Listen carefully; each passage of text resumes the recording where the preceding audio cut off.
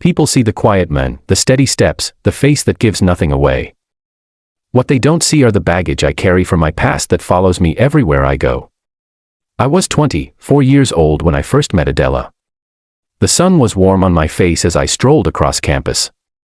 My friends flanked me on either side, our voices mixing into a chorus of jokes, football, and plans for the future. We were in our last year at the university. I swung my backpack over one shoulder, skipping a little to keep pace with my favorite guys. Nothing felt too heavy, not the assignments due, not the exams approaching. I was at peace walking through life with friends who made even the longest days feel short. That fateful day was when I first saw Adela. She was beautiful, but in the rare way that beauty feels less like appearance and more like presence, the breeze tugging gently at her braids, her bag swinging at her side. A new face in the crowd, unfamiliar yet striking, standing by my department waiting for a friend. Our eyes met for the briefest moment, and something inside me skipped. I didn't know her name yet, didn't know her story yet, but in that instant she felt familiar. After that day, I didn't expect to keep seeing her around, but I did. She didn't disappear, fate kept throwing us at each other. As time passed, I came to know that Adela Yusha was an accounting student in her second year. She carried herself in a way that commanded attention the moment she entered a room, not just because of her beauty, but because of the force of her personality. She was the kind of person people gravitated towards. I soon realized that I liked her and was willing to pursue my feelings for her.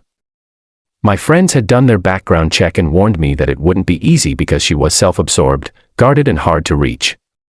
You are going to have a very hard time, they had said, but my mind was made up.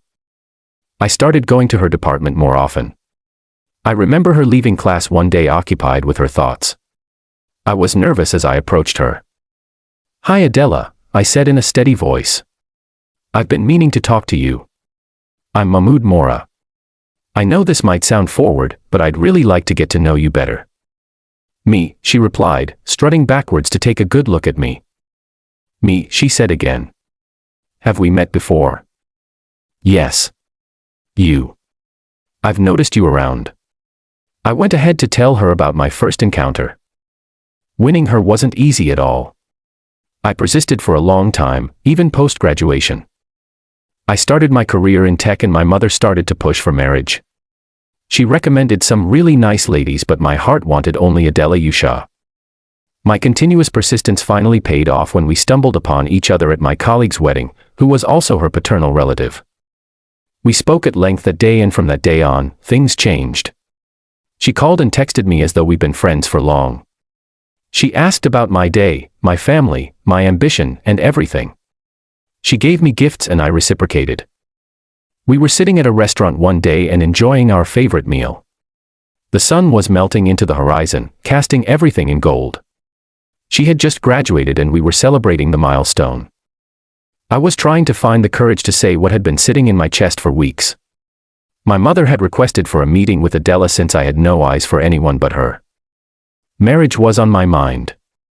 It had come up before, but she had said she wanted to finish university before settling down. I looked at her and said, "I think it's about time we meet our parents and family members." She was thoughtful for a moment, then she replied, "I've been thinking about it too. I know you love me as I do, but I want you to make me a promise of forever love." "What?" I asked, confused. "How do you mean?" I asked again. "Promise me," she whispered, "you'll never take another wife. Promise me I'll be the only one you bind your heart to, Mahmoud. I can bear the storms of life, but I cannot share you." "I don't need to make such promise," I said firmly to her. "Because my heart is already yours. It would not wander anywhere. It belongs to you alone, Adela." She took a slow breath and stated clearly, "You know I love you, but I cannot share you. I will be your only wife. Yes, I know our faith allows a man to take more than one, but I intend to include a clause in our marriage contract, one that binds us both to the promise of no other wife. If I am to be yours, then I want to be the only one." I studied her face for some moments and read her expression. I had come this far, through persistence and doubts, and I could not lose her and would do anything in my capability to please her. "All right. If it makes you happy. Include it in our marriage contract." I saw her search her bag for something. Before I knew it, she had taken my hand, her fingers warm against mine. Then came a sharp prick that sent waves through my body. I drew in a breath, watching as a small bead of blood welled up on my finger. She quickly did the same and reached out, pressing her finger to mine so that our blood intermingled as one. A blood oath to seal our promise to each other, she whispered. There was far more to this blood oath than met the eye. It was not merely a promise, it was a binding chain forged in secrecy and desperation. The oath was crafted to veil her deepest secret, to wrap it in silence. Through it, she tethered me to herself, drawing from my veins a loyalty that would eclipse all others. No rival affection, no whisper of another woman, no second marriage could intrude between us. My devotion was to be hers alone, my silence the guardian of her hidden truth. Adela was determined to keep her past buried where no light could reach it. Locked away in the shadows of memory, where truth decays and secrets sleep undisturbed. And so it was for a long time. I remained in the dark, unaware of the truth buried beneath her calm smile and careful silence. What I thought was trust was only the surface of something far more hidden and far more haunting. Every word and every glance was part of a story I was never meant to know. As fate would have it, the day finally came for Adela to meet my parents. My parents had always placed religious values above everything else.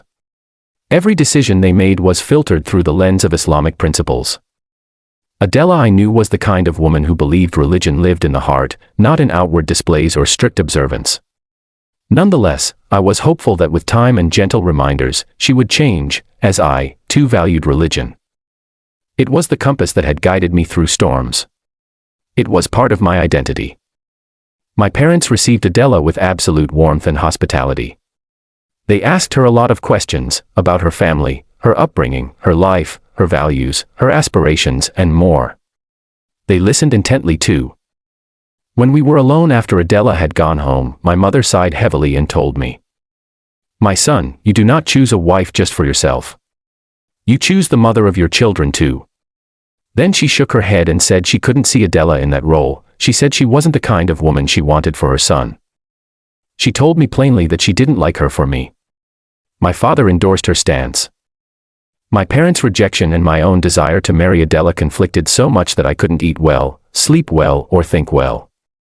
I lost so much weight. My parents were strongly against my marriage to Adela. They had their doubts and fears. It was a very heavy period for me because I wanted their blessing, yet I knew I also wanted Adela. Eventually, they conceded and gave their approval. Their acceptance gave me peace. Our marriage started off well, filled with bliss, bonding, laughter and warmth. The first 6 years were bright, filled with tender gestures and the sweetness of companionship. Our differences didn't matter much to me. Those years were full of promise, where love seemed enough to smooth over every difference. Our differences went beyond faith.